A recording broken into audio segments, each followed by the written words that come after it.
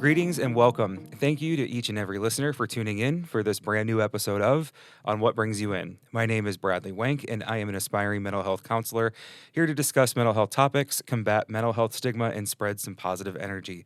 I am recording today at the CoLab Studios in Clearwater, Florida.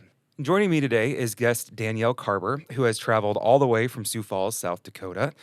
Thank you for that, by the way.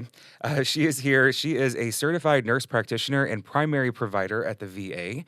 Danielle, offers a unique perspective on this topic because, on top of treating patients at the VA, she also is a witness to very personal aspects of military and mental health, as she is the wife of an active duty tech sergeant in security forces. So, Danielle, thank you so much for being here. Of course. Thank you for having me. And before we begin, I want to say again, thank you to any active, former, or retired military personnel for your sacrifice, your dedication, and commitment to protecting our country and rising to the cause. I also want to say thank you to any husband, wife, child, mother, father, sibling, friend, or family member who supports those in our military and our veterans. And if you are able, I ask you to join us in a moment of silence and reflection to honor any of the brave men and women who have gone before us while serving our country.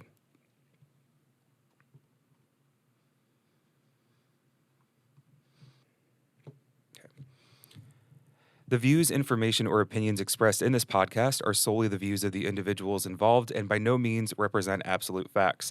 Opinions expressed by the host and guests can change at any time. At times, this podcast may cover sensitive topics, and we ask you refrain from listening if you are likely to be offended or adversely impacted by any of these topics. Neither the company, the producer, the host, the guest shall be liable for any content covered causing offense, distress, or any other reaction. I am not a licensed mental health counselor, and this podcast should not be used to substitute for actual mental health services.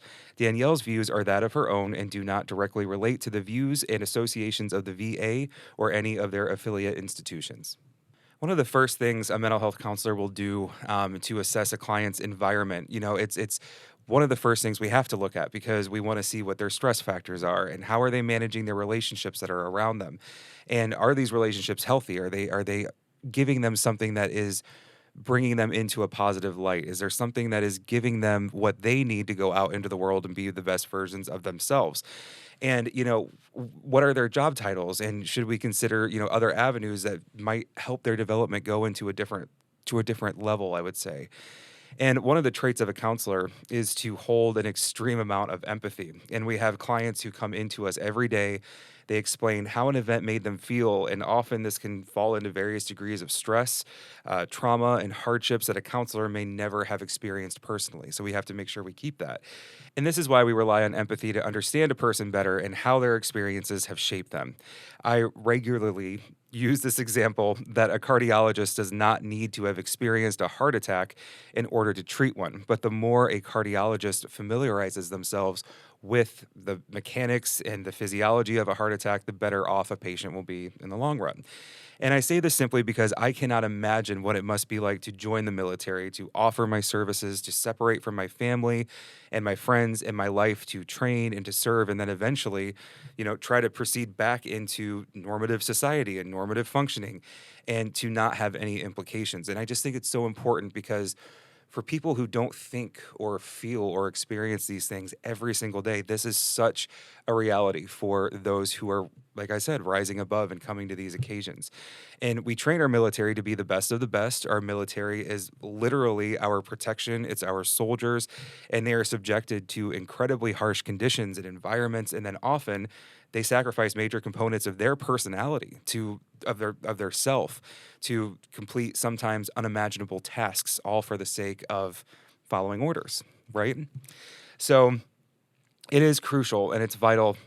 But how do we help these individuals when, like I said, they're not in these conditions and they're not going through all of these hardships? And that's why it's so important to have you here today, Danielle, because I know you don't directly treat mental health, but I know that it is a big part of what you do. So why don't you go ahead, open up to the audience and tell us a little bit about yourself and just what got you into becoming a nurse practitioner?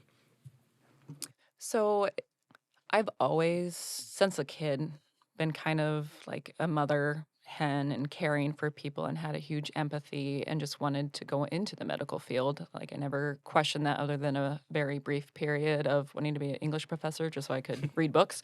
Um, but quickly switched right back over to it. I originally wanted to be a MD, but then in school and just through life, switched gears and went into nursing.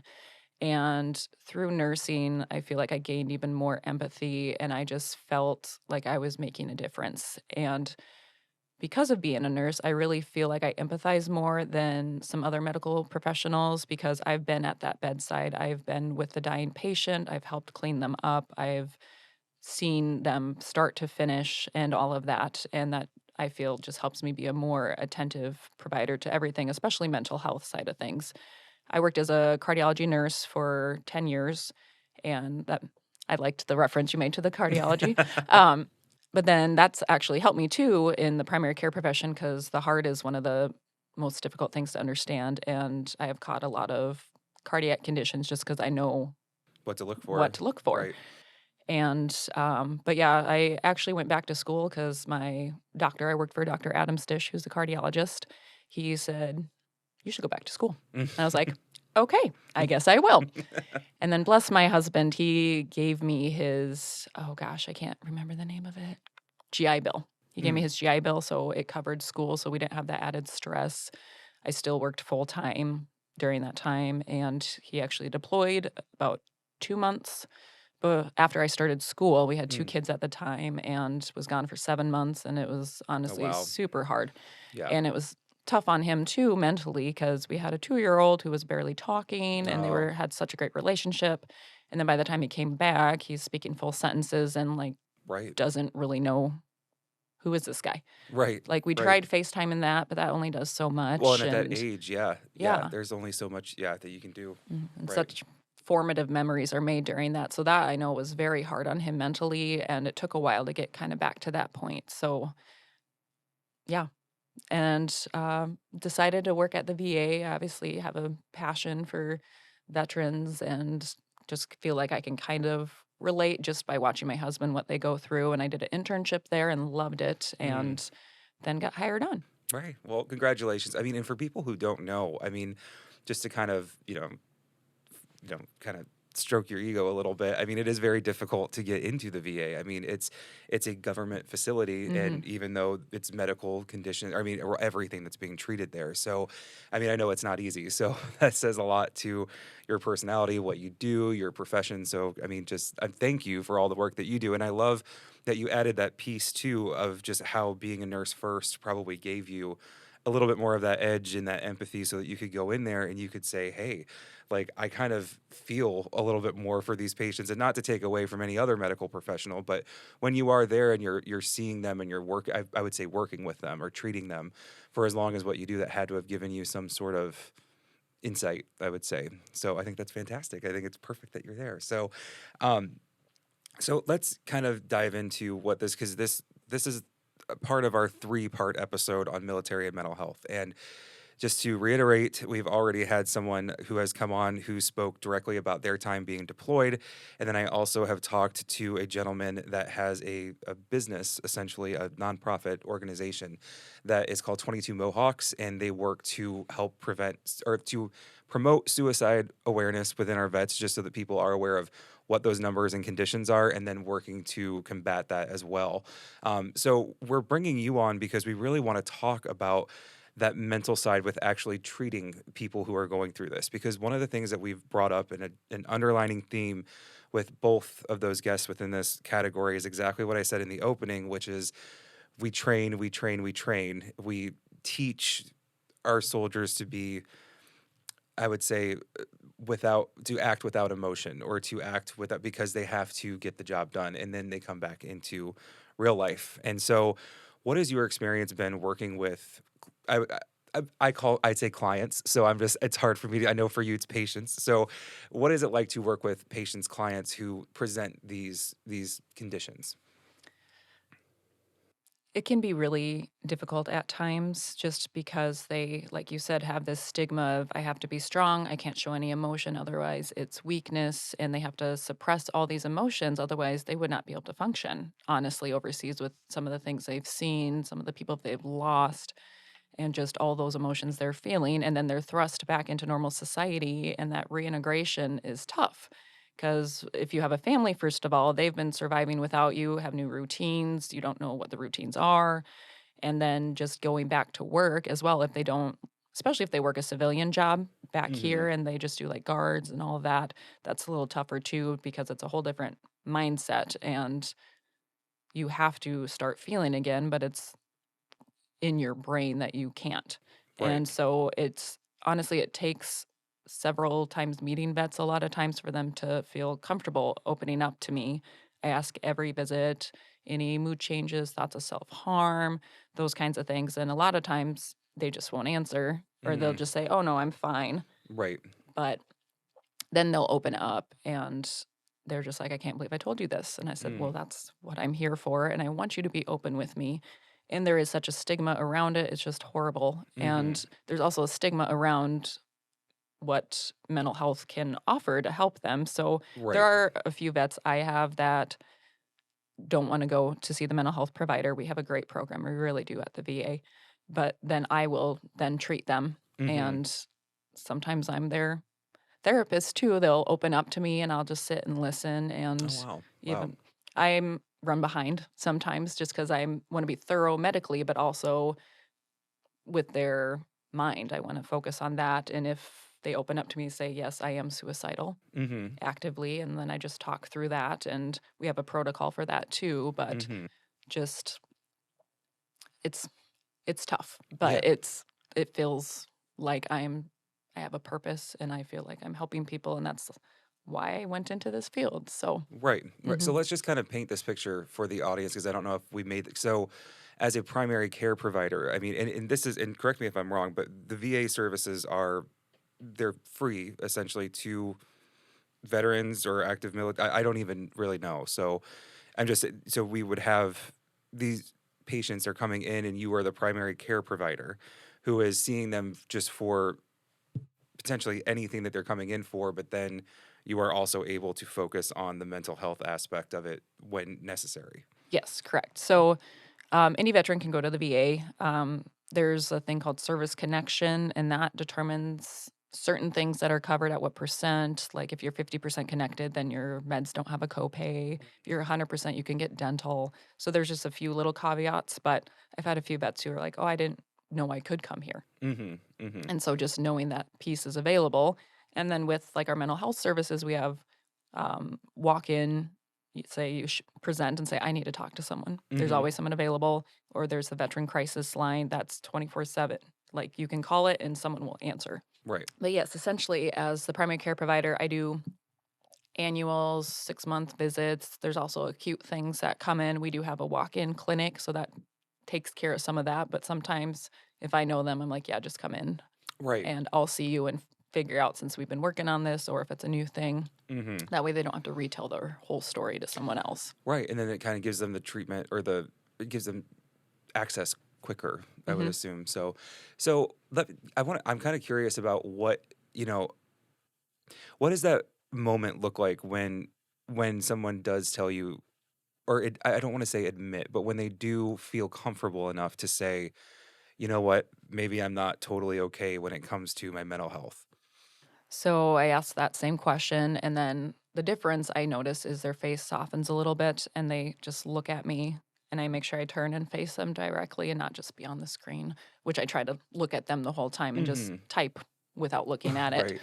Um, but then sometimes you can see the eyes water, or sometimes, there's been a multitude of things, or they're very stoic, but there's like a softening of their expression. And I just sense I know they're going to open up to me. And I Hmm. encourage them to. And I make sure I act like it's normal because it Hmm. is. It There shouldn't be is. a stigma. And I always say, I said, I wish there wasn't such a stigma because this is such a big problem, especially with military, that it's important for you to talk and get these feelings off your chest. And if we need to use medication for a little bit, that's fine. Mhm. And Mhm. some people just need a little help. And it's not to say you're going to be on it forever. Mhm. But if we work through things and you get with mental health and you have counseling and that, then you just get the meds to help you till you come up with those coping mechanisms or whatever you need and process everything. And if you have to stay on them forever, then you do. It's not a Right. big deal. Right. But I think if everyone, military or not, was honest with themselves, at some point in your life, you've had something like anxiety, depression, Right. thoughts of self harm. Yes. Mhm. And that's such a good point because I think, and I know I even brought it up a little bit in the intro, but when we do talk about military and mental health, it's very easy to assume, oh, PTSD, because there's a lot of things we call it pop psychology, where it's like it's things that become more mainstream, whether it's like, do you remember a couple years ago when and it was the marshmallow test that they brought back? Like it went kind of viral on YouTube where parents were putting the like the M&Ms or the candy in front of their kids, and it was about instant gratification. They're like, no, no, no, don't touch it, and then they would record them to see if they would touch it. That's a psych experiment that goes way back to like, God, I'm testing myself here, but I think it was like the 60s when they came up with that. But I'm just saying it kind of became mainstream again. And so, and I'm not comparing that exactly to PTSD, but it's very quick for us to associate, oh, military mental health, PTSD. But there's so many other conditions that can be happening. Just because you've served doesn't necessarily mean you're going to have PTSD. That general anxiety, that general depression, that general, even just overwhelming feelings of sadness or grief, and you don't know why. You don't know where it's coming from. I had actually the Men in Mental Health episode that we did the first episode of this season. He was also past former military, so he's a veteran too. And he even said there were times where he was just getting mad and he had no idea why. He was reacting with such anger to something that wasn't there or something that he said wasn't even his business. It should not be bothering him. And so all of these are conditions as to what could affect a veteran. And I yeah. agree with you. Yes. And like even nightmares and just a general feeling of anxiety about like, am I doing everything right? And could I have done more to save this person? And just feelings of like survivor guilt. I've had a few guys who lost their whole troop and they were the only ones who Mm, survived and came back. mhm, And just that alone just eats away at you. mhm. And it's hard to express that, especially a lot of times they'll say, I don't want to go see mental health because then I have to relive it all. Or I already saw someone, I see a different person every time. I don't want to retell the same story over and over because it's just You're bringing it draining. back up. Yep. Yeah, that's opening a trauma wound. Yep. S Exactly. Like keep opening the wound and Right. pouring salt and vinegar in it. Mhm. Mhm. Well, an effective counselor would I'm just to kind of with that point to say, kind of to combat with that because I would just say, that would be one if I were in that position and I were sitting down with a counselor, the first thing I would say is, "I don't wanna reopen this," and have that language. I mean, and I think that's, too something I'm learning right now in my program is, counselors, we are not directors of your life. We are guides. We are not there to tell you what to do. We do not have a magical cure. You're not going to come in and have two sessions and just feel 100% better. We're there to help, guide, and tool. So if you tell, I always say, make your counselor work for you, with you. So, hey, I don't really want to open this up, but I know that it's here because we can come up with those coping mechanisms. We can come up with better styles to go forward when those feelings do start to come up. It's not necessarily about reopening, because every time you hash that back out, you really got to be careful with how much you are flooding your your chemical levels with, I mean, the amount of the stress that's going to be coming through your body, and that's not good. So I just think, and there was another part to that piece too. Something that Dave brought up in his episode was, depending on what your position is within the military, when you do come back, sometimes you are, when you're, I would say over there, when you're in training, you're doing these high adrenaline, high energy, very adventuristic type of situations. And then you come back here and maybe you got so used to that. You just got used to that lifestyle. And you might have even enjoyed it a little bit. There's nothing wrong with that because everybody, like, that's why we have skydive people go and they do these adrenaline activities all the time, not me, but people do them. And it's just it's like, how do you even to even think from that aspect, how do you come back to this place of, I'm not doing that anymore, and then how do you find your role that hasn't been there for a while? So what do you have anything to say with that, or like any experiences with that? Yeah, just like not having to constantly be on guard Right. And a lot of them have trouble sleeping because you're used to having to have one ear open while you sleep, one eye open, because anything could happen at any moment. And like my husband has issues sleeping if it's well, he sleeps through anything, I guess I should say, because he was used to such loud noises at night and planes flying over and the generators and all of that, that he literally will not wake up Mm. for anything. I remember I came home from clinicals one night and heard the baby screaming. And he's gonna kill me for saying this, but I went in the bedroom and he's lying literally inches from the baby and Mhm. baby's screaming and he's fast asleep. Right. And Right. so that just showed me even more so how that's affected his sleep, Mhm. whereas other people on the opposite end of the spectrum just can't sleep, or those Right. nightmares wake them up, or That they wake up in cold insomnia. sweats and don't know what happened, and or they wake up disoriented and they think they're back there Mm. and have to do these coping things like get in the shower or get a glass of water or something to calm down, but then their adrenaline was up and it's hard to go back to sleep. Right. Right. Mhm. So that's and so and that's the thing too is there's no right answer, right? There's no medication that's just going to fix. So it's like I'm trying to think. I'm like from a scientific viewpoint, how do we approach this? But it is different, and that's the first part of it. I always talk about the objectivity and subjectivity. So it's within the subjective idea, every single person is going to have a different experience. So that is why it's important to find. I'm speaking for people who might their ears perked up because they're hearing something and what we're talking about, and they're like, oh, that's me. Well, what do I do? And I think one of the first things is you have to ask for help, and you have to get to and I'm so glad that there are providers like you that are saying, I'm going to check this mental side and I'm going to focus on what that is because that is part of your entire treatment plan. Exactly. The holistic approach of mind, body, spirit, all of it, Exactly. And because it can manifest in physical ways if your mind is not, you know. exactly. Mhm. Do you have any examples of that? Because I tell people that stuff all the time. They're like, well, what do you mean? They don't really believe it at first. Well, even just kids going to school will have stomach aches if they're anxious, if they're being bullied, they'll manifest that in a physical way. And parents are wondering, what is wrong with you? You keep having these GI issues, these stomach issues, these headaches. It's because they're anxious. I have seen just like generalized pain that won't go away, or like a nervous tick, or chest pain, palpitations, so fluttering of the chest, and that's usually with anxiety, Hmm. shortness of breath when they get anxious. There's just a lot that goes with it, and it's kind of sometimes difficult to determine, okay, is this from this or is this a actual internal issue that I need to medically work up? So just trying to piece together with them, okay, well, when do you notice this? Do you notice you're anxious at those times or not? Right. And Right. when does it happen? When does it not happen? Does it happen all the time? And that's the other side of it too, is a lot of these vets have injuries from the military, traumatic brain injuries, physical injuries, amputations, and then having that chronic pain is very hard mentally as well to deal with that. That's where we see a lot of depression, which makes Hmm. sense.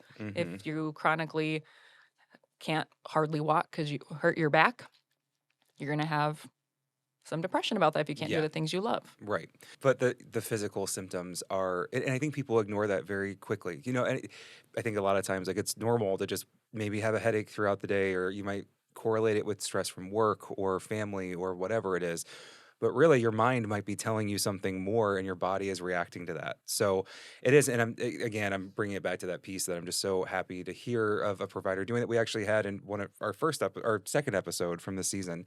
Um, on postpartum depression, we had my friend Angela came in and she had gone to her provider after her checkup, her wellness checkup after her baby was born, and here she was suffering from postpartum, and the provider just completely overlooked it, and she was just hoping she was like just dying inside, like please look because she put it on a form, and the provider still kind of just tucked it underneath. So I do think a lot of times, and not placing blame on anybody, it's even professionals have those days it's just so important to hear that and to know that you're doing that. That is fantastic. And I mean, do you feel like that's pretty much like within your network? I mean, was there something that maybe inspired that in you or just I just started noticing a lot throughout my practice. I've been doing this about a year and a half now mhm, that when I see people back again and they finally opened up, I'm like, oh, this is a problem. Granted, I'd always asked it because it was on my little template I use, and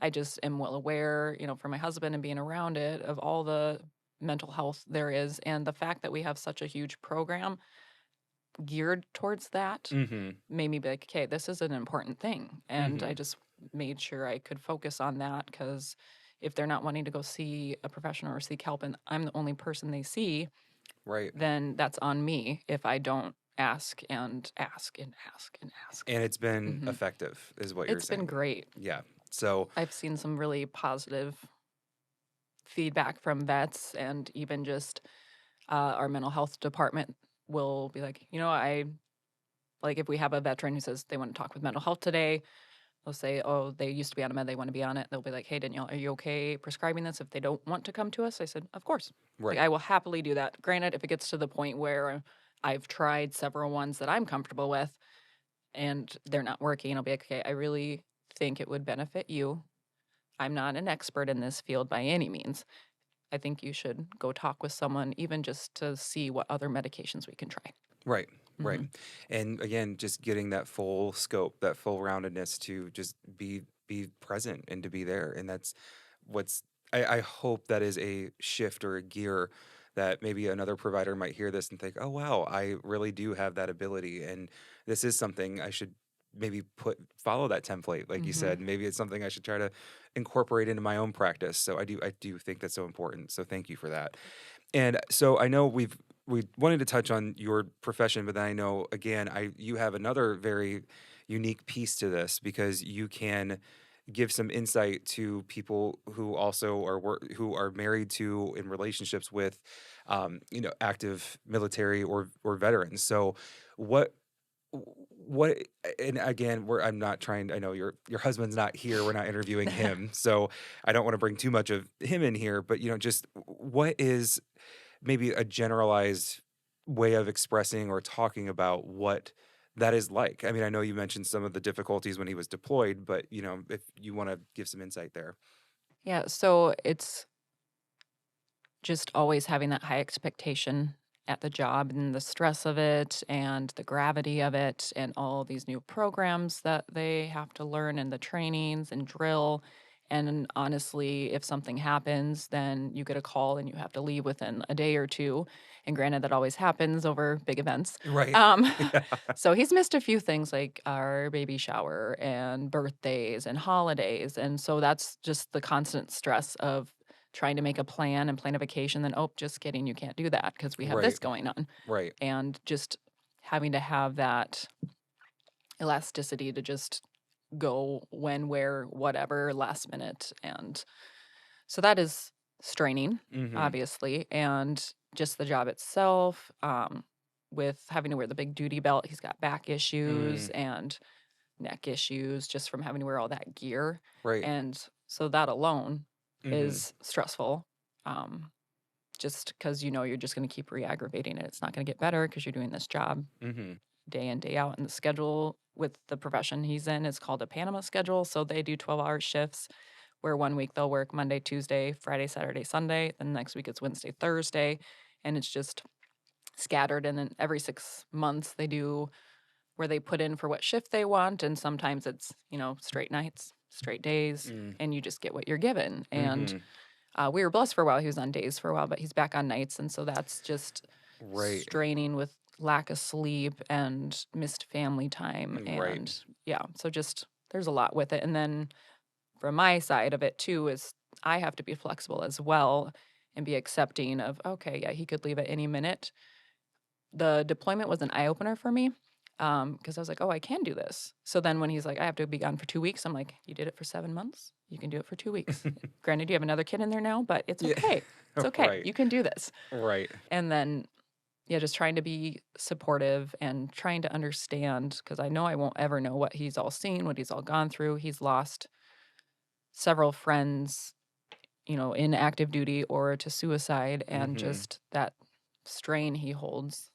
Well, you said his branch is one of the highest suicide rates. His profession His of, profession, yep, excuse the me. security forces has probably the highest suicide rate in the military. Mhm. And so he's known several people who Several. either have or have attempted to. Mhm. And Mhm. just, it's heartbreaking. Well, and there's so much too, and this is in general with mental health. It's funny. I've thought about this in my weird thought process before.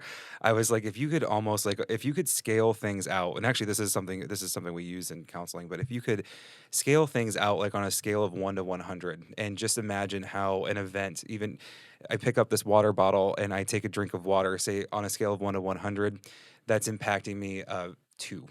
But then I leave here and I almost get into an accident, and that is an 80. And then if you think about from a numeric standpoint, all of the what would your number be at the end of the day? How many things are coming in here? How many things are impacting you? How many things are you carrying around just based on situational components like that that happen? And so imagine just I mean, I don't even think with military or with vets or the things that they go through, the thoughts that they have, the people they've lost. I mean, you'd have to scale that on 1 to 1,000. You couldn't Hmm. even start in the 100s. So that's where, like, when I haven't done direct work with vets yet, but when I do think about where they're even starting, I mean, that's just, I think of those thousands numbers and how we're going to start to try to bring them back down to the hundreds, but sometimes you just can't do that. So, and this is obviously a bigger issue than what you and me are going to be able to correlate here with two mics and a computer we're not using. But I mean, what do you think we can do going forward to help ease? I mean, I want to use the word ease, but like ease our vets, or to help this problem not be a problem, essentially. I think just working to, first of all, get rid of the stigma of mental health altogether for anyone and normalizing it and saying, hey, you're not alone. This is very normal.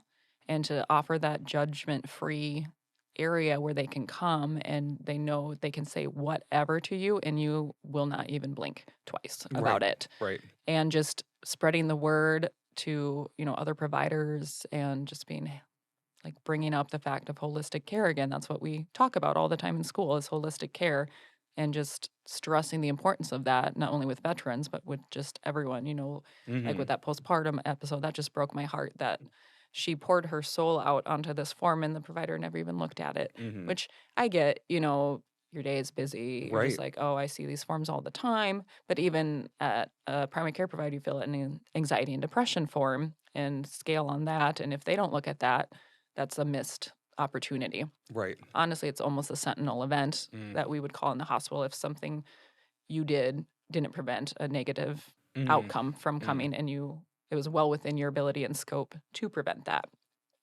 So I think, yeah, just more education for providers or anyone in the medical field about that. And I didn't mean anything about, other types of medical providers when I said Right. I feel like I have more empathy than some. There are some great doctors and PAs and all of that too who didn't have the nursing component prior. Right. But I just feel like it helped me personally Mm-hmm. with that component to really relate to it. And I've had many experiences too where I'm the patient and someone's touched me Mm.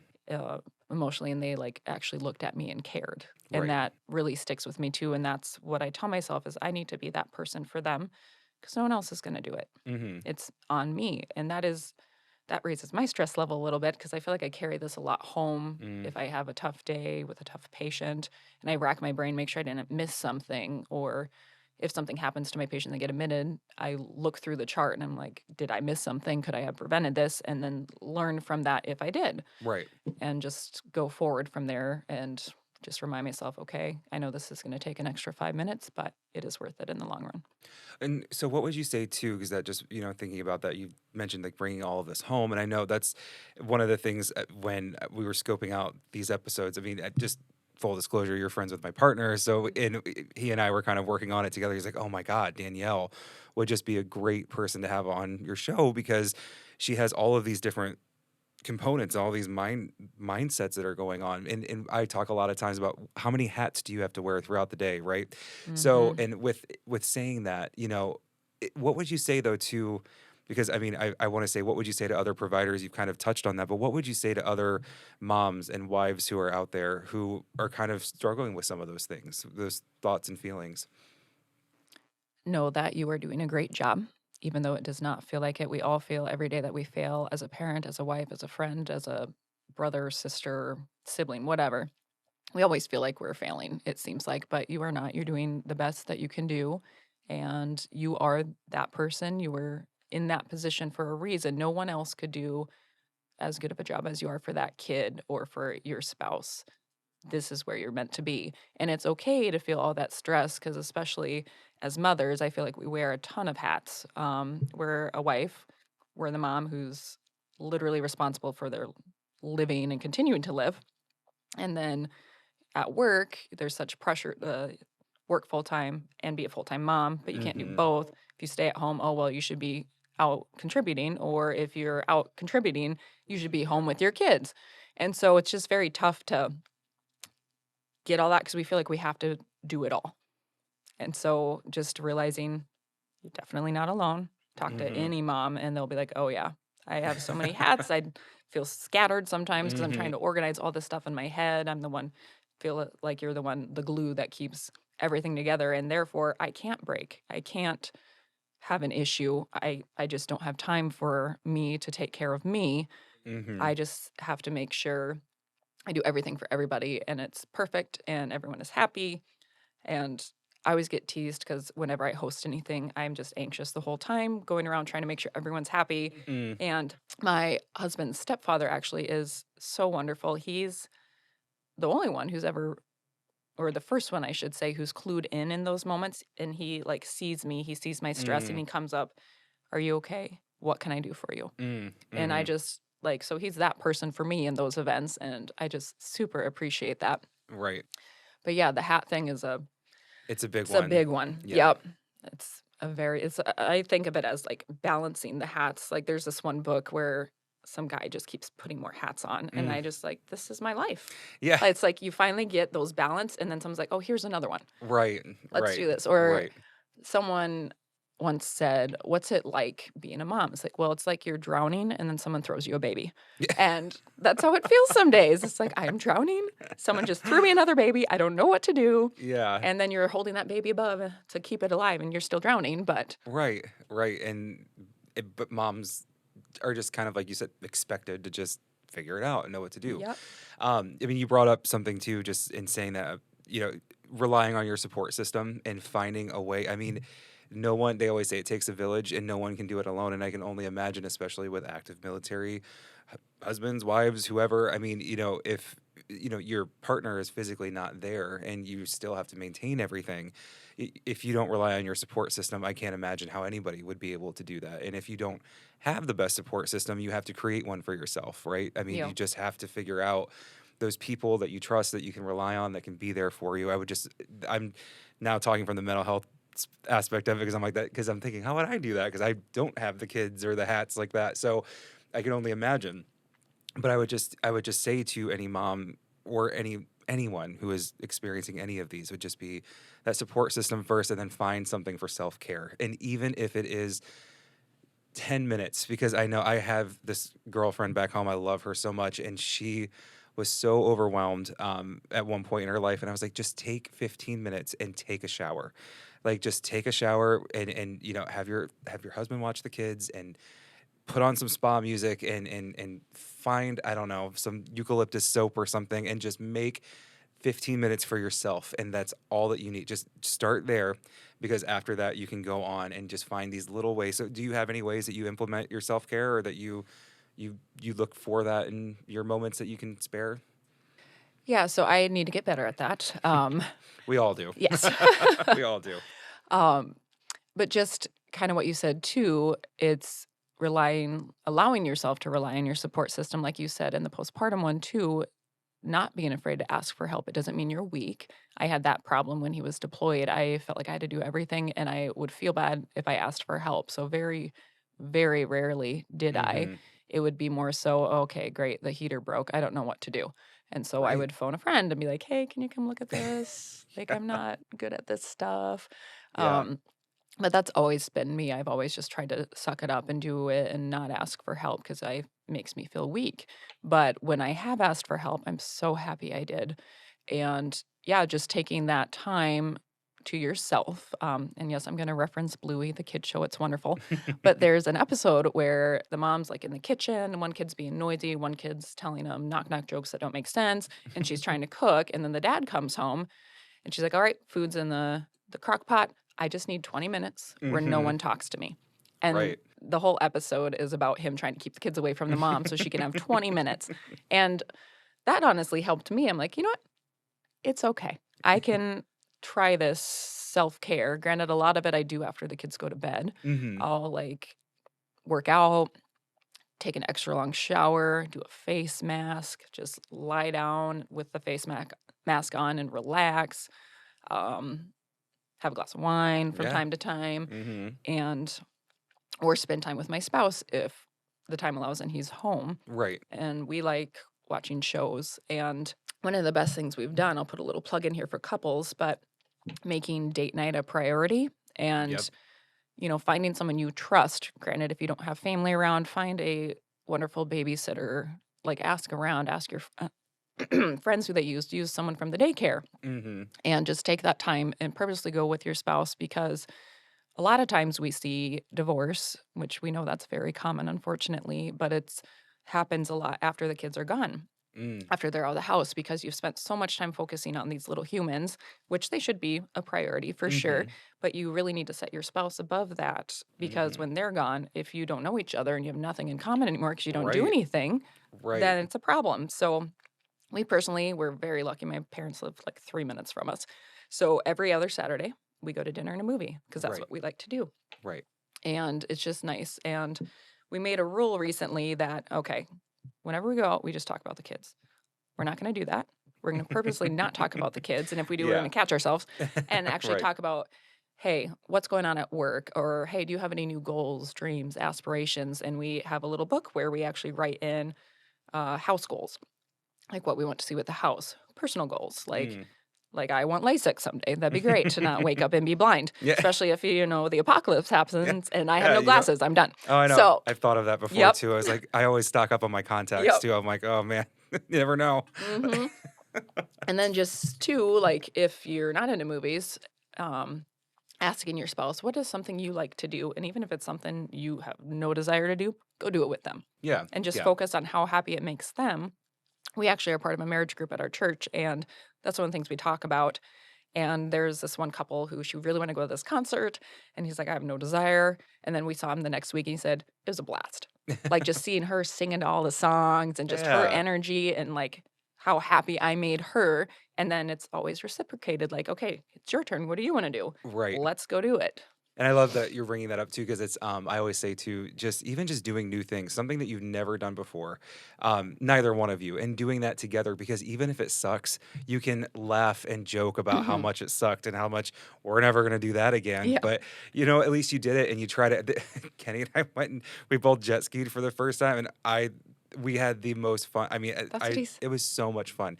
But even just doing that together and being like, oh my gosh, being out on the water, and it just there's so many components of it that make it so much more Mhm. fun and Yep. thrilling and exciting. And like I said, even on the other side. So I love that. I love that, because even if it's not great, you still get to laugh about it not Yep. being great. So that's fantastic. I love those little that goal thing is great. I mean, I Mhm. love that idea, having a little book there and working together on it. And that's great advice for anyone who is, like you said, I mean, because I could imagine how difficult it would be, all of the stress is going on, and then looking at your partner and being like, yeah, and I'm going to take it out on you a little bit, Mhm. because how could you not? It's like maybe things would be different if we weren't in this situation, or if this wasn't such a major part of our life. But to be able to work with it and then around it and then still have a connection is fantastic. So that's awesome. And I know we're kind of getting to our time, so I want to make sure, I know we've talked about both the medical side, appreciate that perspective, and now the personal side. I mean, is there anything on either of those fronts, or just in general, you want to touch up with? This is kind of your last chance with the mic, as I call it. So, I guess I would just say, especially with like military couples, or even if it's just your brother or your dad, just understanding that they may never want to talk about it. They may take a while to talk about it, or they may be completely open about it, but just being there and just saying, hey, I know you may not want to talk about this, but no, I'm here when you do. And just knowing and trying to give him little graces, because sometimes if they get back from deployment and they're just angry all the time, or they just don't want to do anything, just give them a grace, be like, I don't know what they went through. There was a reference in our marriage group book, actually, that was wonderful, and it really kind of hit me in the gut, like, wow, I need to be better about this, where her husband was deployed for a year. And at the 6-month mark, he got granted a 2-week time to come back. And she was like, I initially was like, I'm going to have him do this and this and this. And then she thought about it, took a step back and said, no, I need to serve him and be here for him and give him what he needs. And so when he got home, she like drew a bath and then like just cleansed him and like cleansed his eyes to cleanse from what he saw, cleansed his ears. And she just said it was a very emotional connection. And they had the best 2 weeks that they'd ever had. Mm-hmm. Just being intentional and her being like, what do you need? So just knowing that, and it's hard because, you know, when they're gone and they come home, you're like, great, I finally have help. Yeah. But yeah. knowing that, just taking a step back and focusing on your spouse and loving your spouse, Mm-hmm. and then it will be reciprocated. Mm-hmm. They will remember it, and Mhm. it'll just strengthen you guys together. And just, you know, even if it's just they go to drill once a month and come back, they're stressed, they're tired, just understand that, yeah, they might be a little cranky, but it's not you. Mhm. They're just like, we outward reflect on our spouses all the time. They're Yeah. the person, they're there, and I hate it, but I take things out that I shouldn't take out on Yeah, them we all because do. it's not their fault, but I'm just so beyond anything that I can't help it. Yeah. But just recentering yourself and shifting your focus to, how can I love my partner? How can I love him when he's gone through so much and does so much sacrificing? I know it affects me, but it affects them even more because they feel helpless. Like when he was deployed, my son had an anaphylactic reaction. We were in the hospital. He got admitted to the children's hospital, and he just felt so sick that he could not be there. Right. And yeah, it was hard on me, but I can't even imagine something happening to a loved one and not being able to go there. Or Right. some of them, a loved one will die while they're gone, Mm-hmm. and they can't go back for the funeral. Mm. And so, yeah, I guess just understanding that they've gone through stuff and it's okay. Right. Yeah. Mm-hmm. Right. And granted, I'm not saying, you know, abuse is acceptable by any means, No. but just knowing that they're having all those feelings. And for veterans, I'm going to cry now. For veterans, I just want to say there are people here for you that care. I know it may not feel like it. It does not mean you're weak if you ask for help. Means you're actually strong to face what's going on and be open about it. And I know it's even harder for men to open up and talk about feelings because that's just, you know, I'm a man, I shouldn't have these feelings. But no, please reach out to somebody. If you're thinking of harming yourself, call the Veteran Crisis Line, call a friend, have someone come over, take yourself to the hospital. Just know that you are needed and valued, and you are meant to be here. You have some good to give, even if you don't feel like it. And if you try long enough, you will find someone who cares and who listens. And I don't know, I'm so passionate about it. I just, Yeah. yeah, I know. I love my vets. Mm-hmm. So I know. Well, and Danielle, thank you, my Lord, for all the work that you do and for being that light and that guide, because I can only imagine how many people you have helped and how many people you're going to continue to help. And I'm just so inspired by the work you're doing. So thank you very, very much for that. And for everything, for being on the show today and for coming all the way from Sioux Falls. That, you know, I'm just so happy to have you here. So, Danielle, thank thank you. you. And to all of my guests who have tuned in today, thank you for being here and for supporting this and giving us a platform to talk about these important topics. And as always, if you or anyone you know is experiencing a mental health crisis, please reach out, call, go to the crisis hotlines, look for local resources within your community. You can always, of course, dial 911 for immediate services, but you can also go call, text 988, or go to 988lifeline.org. And this season, you guys, we're really working to build the show into something that can reach a greater audience. So if you have the time, I would really appreciate if you could like, subscribe, and rate each episode so that we can gear our content going forward and give you guys the best episode we can. If you've enjoyed this episode and you would like to be featured or want to continue the conversation, you can visit my website, www.onwhatbringsyouin.com. Again, thank you to all my listeners. Thank you to the Collab Studios here in Clearwater, Florida. And thank you, Danielle. Everyone go out and be well. We will talk soon.